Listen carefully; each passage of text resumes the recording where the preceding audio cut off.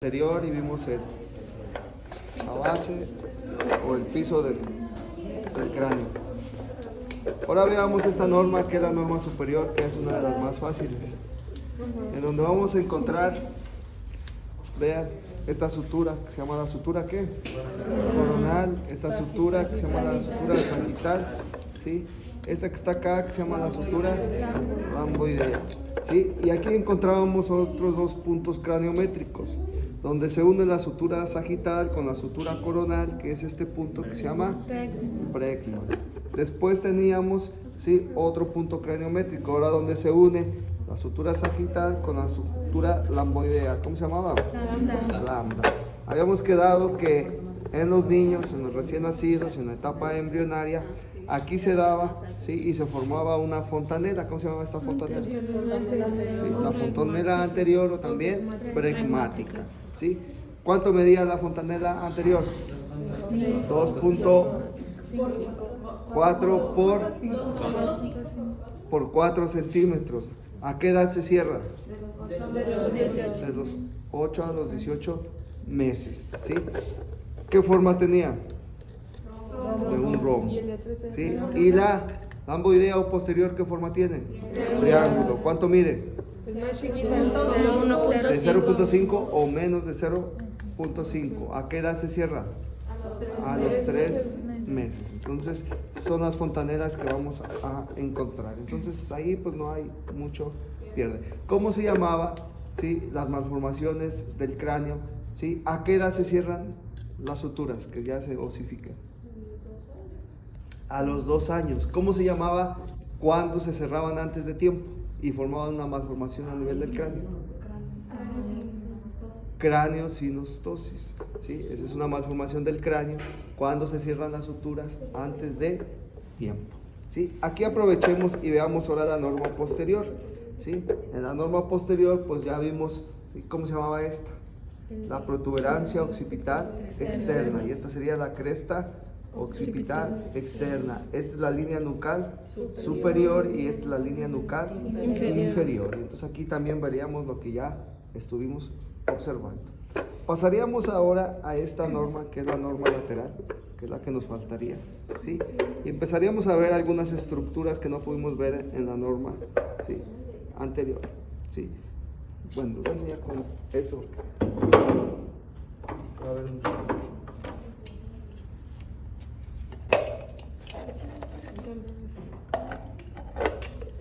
Entonces, veamos, vamos a empezar de la parte posterior a la parte anterior, ¿sí?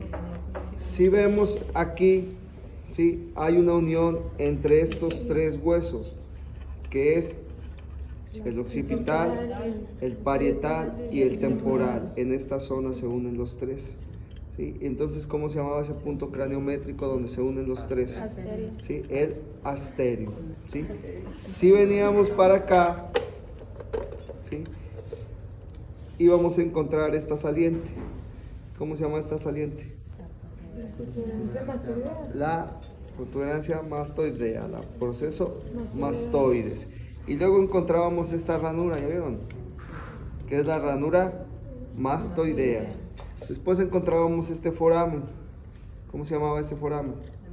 El meato acústico externo o el meato del conducto auditivo externo, ¿sí? Aquí encontrábamos esta fosa. ¿Cómo se llama esta fosa? La fosa mandibular, porque ahí se iba a insertar esta parte de la mandíbula, que es el cóndilo, y formaban la articulación temporomandibular. Y luego teníamos este, que es un topecito que les decía yo que sirve para que no se luxe la mandíbula, que es el tubérculo mandibular, ¿sí? Después aquí teníamos una saliente que pareciera como una espinita. En este todavía hay uno. ¿Ya lo vieron? A ver, ¿dónde está la espina? Señálale con tu dedo porque no puedo agarrar mi pulso. Estira.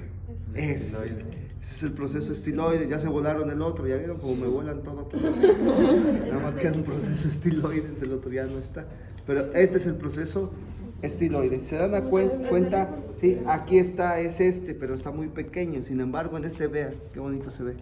Este es la mastoides, este es el proceso estiloides, este es el conducto o el meato acústico externo, ¿sí? Después continuábamos y veíamos esto, ¿sí? Que es el proceso temporal del cigomático. Este es el hueso cigomático. Sí, y entre el cigomático y el proceso temporal del cigomático formaban el arco cigomático. Y entonces, sí, se formaba esta fosa que está acá, que les digo que el arco cigomático forma las asas de la calavera. Y se formaba esta fosa que está acá, que se llamaba la fosa, sí, temporal. Esta es la fosa temporal, ¿sí? Acá teníamos el arco cigomático. Y en el arco cigomático, vuelvo a poner ese, tiene un foramen pequeño, no sé si lo alcanzan a ver, es este que está acá, vean, este, voltealo. Okay. Este que está acá, vean, este foramen que está acá, ¿sí? Y este se llama el foramen cigomático facial. Por ahí va a pasar el nervio facial. ¿Qué par craneal es el nervio facial? 7. El 7. A ver, entonces sigamos el trayecto del nervio facial, porque ya lo aprendimos. A ver, de la cavidad, pues ya lo saben, nomás que lo tienen que organizar en su mente. De la cavidad craneal, ¿por qué foramen sale? Estilomastoideo, leí en el libro. Hoy. A ver, espérense. Por la cavidad craneal, por la base del cráneo. ¿Por qué foramen sale el número 7? ¿Por qué foramen? El 7, si ya los vimos todos aquí.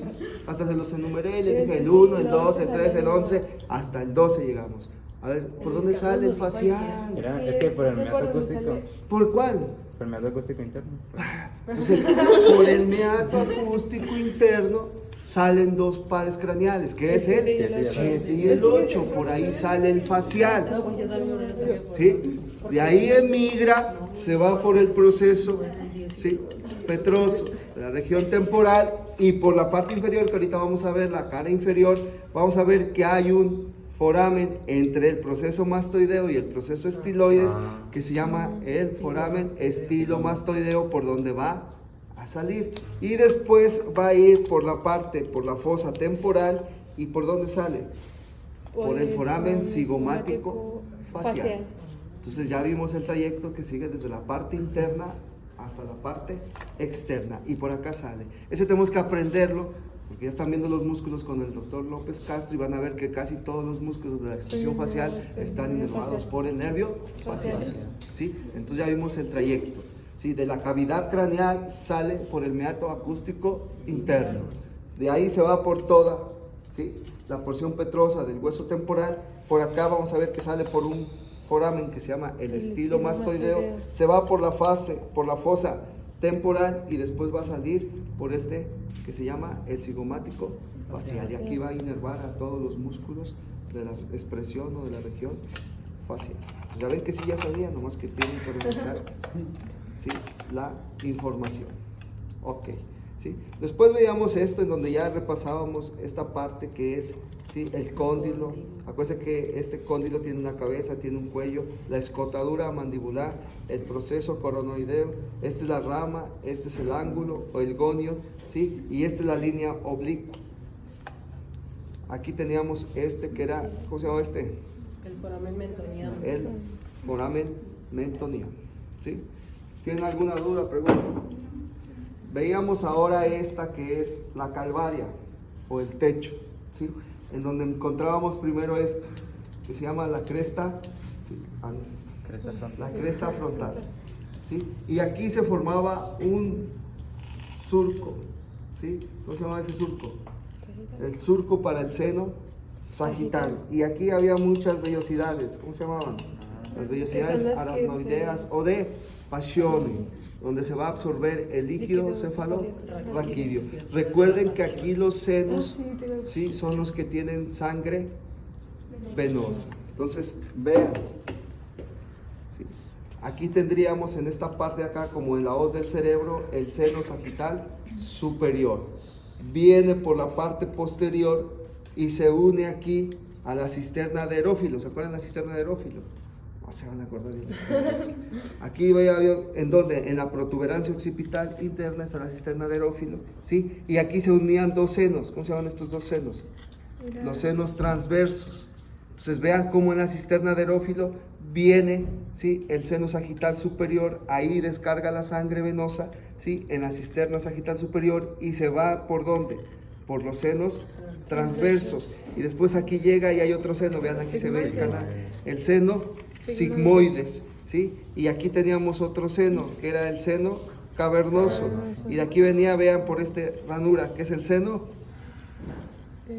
petroso inferior. Y aquí estaba el foramen yugular. Y entonces aquí se formaba la yugular interna. Y vean, ahí está más o menos ya el drenaje del sistema venoso del cerebro. ¿Sí lo entendieron? Entonces, seno sagital superior. ¿Sí? Se unen aquí los tres senos, el sagital superior y los dos transversos, ¿sí? Y se viene el transverso para acá, y vean acá, este canal es el canal del seno sigmoides. Y este pequeñito que ven acá, no sé si lo alcanzan a ver, ¿sí?, es el seno, ¿sí?, petroso inferior, y aquí se unen y aquí está el foramen, vean. Ese es el foramen yugular, donde se va a formar la yugular interna. No sé cómo me voy a aprender eso sin tener un cráneo en la casa, profe. ¿Me lo presta? Sin tener un cráneo. Unas fotos así. Cada quien un día. No, pero una cosa es la foto. Le digo, una cosa son los dibujos Ey, que yo hago todos mal formados. YouTube, vean el video. Sí, Ahí está todo. Y aquí vean, estas son las impresiones, ¿sí?, de la arteria meningia media. Esta es la impresión de la arteria meningia media. ¿Sale? Ok, por último vamos a ver la última norma que nos falta. Y esta norma, pues necesitamos desarticular la mandíbula. A ver, ayúdame a desarticularle la mandíbula. Y entonces, si empezamos a ver la norma de la parte anterior a la parte posterior, vamos a encontrar primero esto, donde están los dientes. Le quitamos los dientes también. Y entonces se llama, ¿cómo? El proceso alveolar de la maxila. Después venimos hacia acá abajo y encontramos este foramen, que se llama la fosa incisiva. Después encontramos estos dos huesos, que se llama la porción palatina de la maxila. Vean algo importante, por ejemplo, aquí hay una malformación que se llama el paladar hendido. ¿Sí? ¿Qué es el paladar hendido? Cuando en el proceso embriológico no se desarrollan estos huesos que se llaman los procesos, ¿sí?, palatinos de la maxila, y entonces no se cierran y el niño le queda abierto y se comunica ¿con quién? ¿Sí? Con las fosas nasales. ¿Sí? Entonces esto se le llama paladar hendido, que por lo general siempre va junto con otra malformación que se llama labio leporino. ¿Sí? ¿Y qué es el labio leporino? Cuando no se cierran, ¿sí?, las dos maxilas. Entonces se queda abierto y entonces no se cierran las dos maxilas. Queda abierto y entonces forma el labio leporino. Y el paladar hendido es cuando no se forma o no se cierra la porción palatina de la maxila. Entonces, recuerden, la fosa incisiva, la porción palatina de la maxila, ¿sí? Y acá tendríamos separado este hueso que está acá, que se llama la lámina horizontal del hueso palatino. Esta es la lámina horizontal del hueso palatino. Aquí hay dos forámenes, no existen, pero yo se los dibujé porque este es del examen, vean aquí.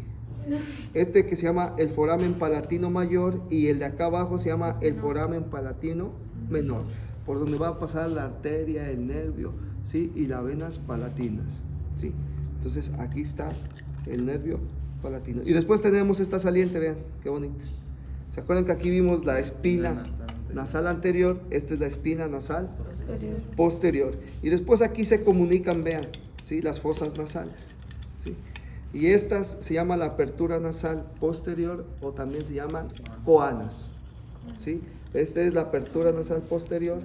Obvio que entonces esta, ¿cuál es? La apertura nasal anterior, ¿sí? Y estas se llaman entonces las coanas.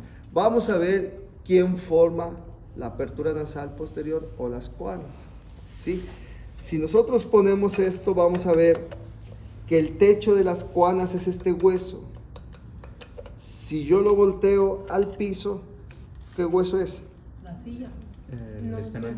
El cuerpo del esfenoides.